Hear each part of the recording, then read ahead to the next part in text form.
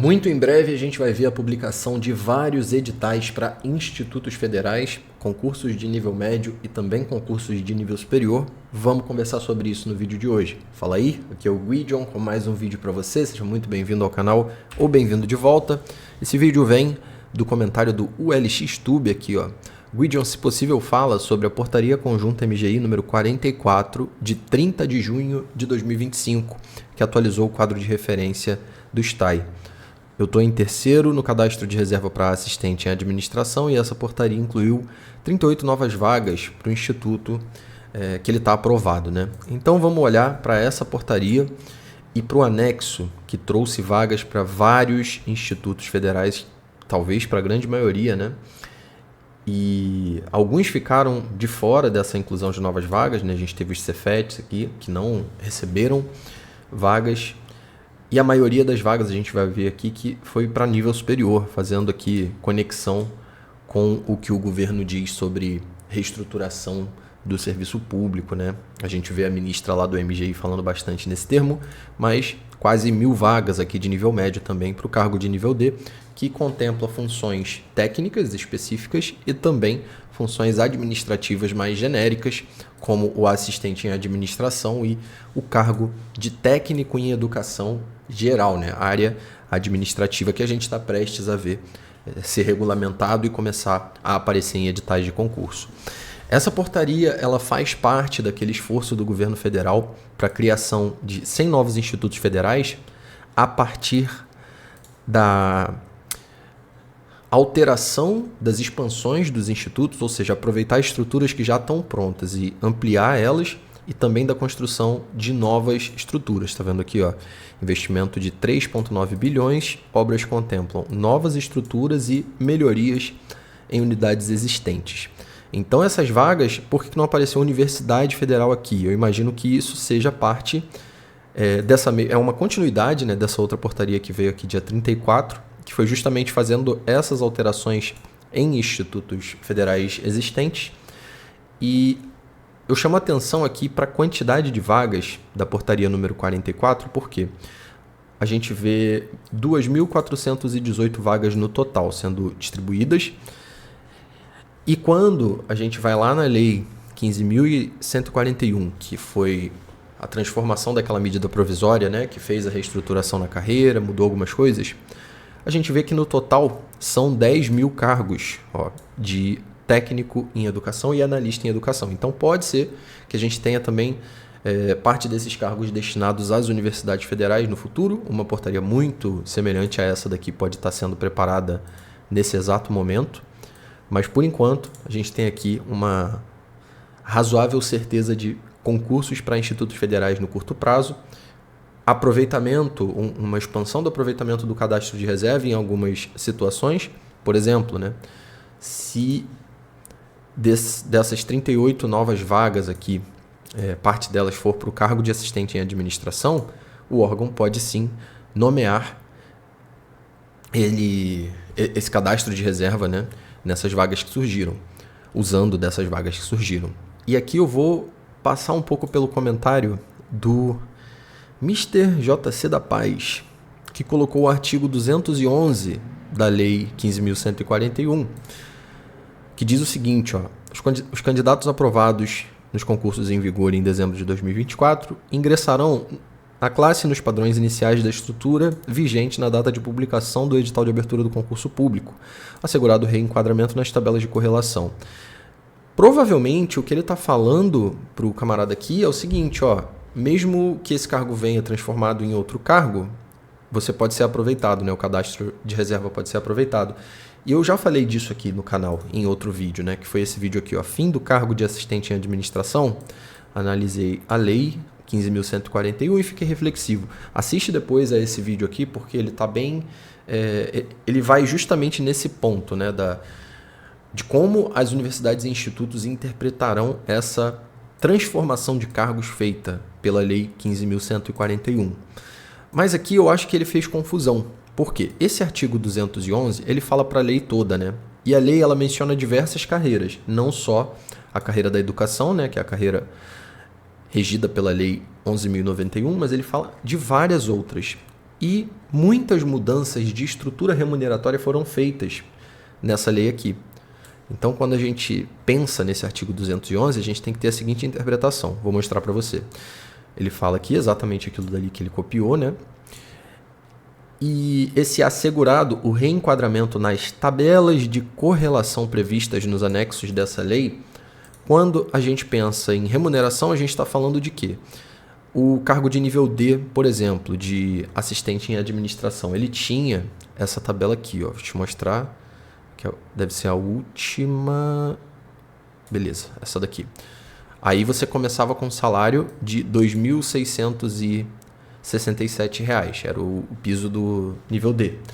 E tinha essa escadinha aqui, 16 níveis de capacitação e progressão por mérito, e essa estrutura foi simplificada. Hoje o que a gente tem é isso aqui, ó. Então, a correlação da qual o artigo 211 fala é isso aqui, ó. Eu fiz concurso para cá, eu seria classe 1 e aqui no nível 1. E agora isso mudou, isso aqui virou padrão 1 pura e simplesmente. E o salário foi atualizado, né, para R$ 3.029 e será atualizado para R$ 3.181 a partir de 1º de abril de 2026. Então, é essa correlação aqui que está explícita, né, nesse decreto. E não, imagino eu, entendo eu, né, um enquadramento no novo cargo de técnico em educação ou analista em educação. Por que eu estou falando isso? Porque esses cargos eles foram transformados partindo de cargos que estavam vagos, que estavam extintos ou em extinção, né? Com provimento vedado, cargos que não estavam sendo utilizados. Então, as pessoas que estavam aprovadas para esses concursos em 2024, a alteração foi em 2018, né? Temer, lá atrás. Não tem como, só se for uma questão judicial específica, assim, de alguém que estava aprovado num concurso desses há tanto tempo assim, porque o cargo já estava em desuso há bastante tempo. Então eu continuo acreditando que não dá para você fazer um concurso para assistente em administração e entrar como técnico em educação. Foi o que me pareceu, foi a direção que pareceu que ele falou aqui, né? Porque a pergunta é se ele pode ter um aproveitamento do cadastro de reserva, e ele veio com essa daqui. Mas eu acho que esse artigo ele fala muito mais da reestruturação da carreira, do ponto de vista salarial que foi feito ali, da simplificação das estruturas remuneratórias, do que transformação de cargo. E esse é um ponto que eu abordei nesse outro vídeo aqui. Fiz algumas explicações sobre, né? Tanto que ficou confuso aqui. Você depois assiste o vídeo e lê os comentários. E aqui tá interessante, gente, o seguinte também. Tem muita gente que presta concurso para assistente em administração, frequentemente eu respondo, e tem nível superior em outras áreas, por exemplo, né? E com essa criação maior de cargos de nível superior aqui, se a gente está falando com essa adição, né, na verdade, se a gente está falando de concursos que tem aquele requisito genérico, né? Esses cargos não foram regulamentados ainda. Assim que forem regulamentados, eu vou trazer vídeo aqui no canal, né, falando dessa regulamentação. Mas se for aquele cargo assim, nível superior em qualquer área, lembra lá do analista judiciário, né, para a área administrativa? Se isso acontece para os institutos federais, eu acredito que vai acontecer, você tem muita gente podendo prestar esses concursos. E a carreira não é ruim, cara. A gente tem um início de carreira fraco comparado com a média dos outros cargos de nível superior, porque a gente começa aqui com R$ 6.000, né, de bruto, 5.800 líquido. Eu fiz uma simulação aqui sem incluir creche nem nada, coloquei passagem, saúde, alimentação já vem marcado, né? Mas o final de carreira, na mesma situação, tá vendo aqui, ó, ele chega a 20.000 brutos com 15.000 líquidos, isso em 15 anos de exercício. E aqui eu nem estou considerando a possibilidade de uma função gratificada, por exemplo, que vai somar aí R$ 1.000, ou de um cargo de direção, até, por que não, dependendo da estrutura do departamento e da carreira que você fez, né, que pode deixar isso daqui bem atrativo. Claro, tem cargos que pagam isso aqui de salário inicial, mas aí são concursos de outras proporções e outras complexidades, né? Falando do custo-benefício, da tranquilidade e previsibilidade também do acesso a esses cargos, e a gente pode usar o CNU como exemplo aqui, né? Quem estudava para analista de agência reguladora, por exemplo, tinha um formato de concurso em mente, ao longo dos anos esperava esse concurso, se preparava para aquilo, e o CNU veio completamente diferente, então a gente não sabe muito bem, né, como que vai, como e quando vai acontecer essa oportunidade. Então, assim, a nível de previsibilidade de ingresso, isso daqui é muito interessante. E aqui uma coisa que me chamou a atenção também foi que a portaria 44 ela não menciona a lei 15.141 que criou os novos cargos. Então, eu estou falando aqui de técnico em educação e analista em educação, mas talvez esses cargos redistribuídos aqui de nível D e E, eles sejam nos moldes antigos. Administrador, assistente em administração, né? Técnico de assuntos educacionais. Por quê? A gente bota aqui, ó, 15.141. Não tem, tá vendo? Ele faz alusão à lei 12.677, que é a lei que cria os quantitativos desses cargos, né? Essa daqui, que eu abri também para a gente olhar, que fala dos 27 mil cargos técnicos administrativos do plano de carreira TAI. Então, e cria funções gratificadas também, cargos de professor, enfim. E pode ser, sim, que a lei 15.141 esteja aqui, né? Tipo, a transformação seja desses cargos, inclusive, que estão aqui dentro. Mas eu tenho essa ressalva para fazer, até pela quantidade, né? São 2 pontos. Primeiro ponto, a portaria não mencionar. Cadê? A portaria não fala da lei 15.141. Segundo ponto, a divergência no número, na quantidade, ó. 950, 1.468... totalizando 2.418 aqui, sendo que quando a gente vem na lei que originou esses novos cargos, a gente vê, vamos botar aqui para cima, a gente vê a quantidade de 10 mil redondo. Pode ser que o MEC esteja distribuindo aos poucos por questões orçamentárias e tudo mais, com certeza pode ser, mas pode ser que não tenha relação, tá? E esses cargos redistribuídos agora sejam parte do esforço para a ampliação da estrutura dos institutos federais, criação de novos campos e tal, mas com cargos que já existiam disponíveis para redistribuição ali dentro do MEC, que não fazem parte disso daqui. Pode estar acontecendo isso também.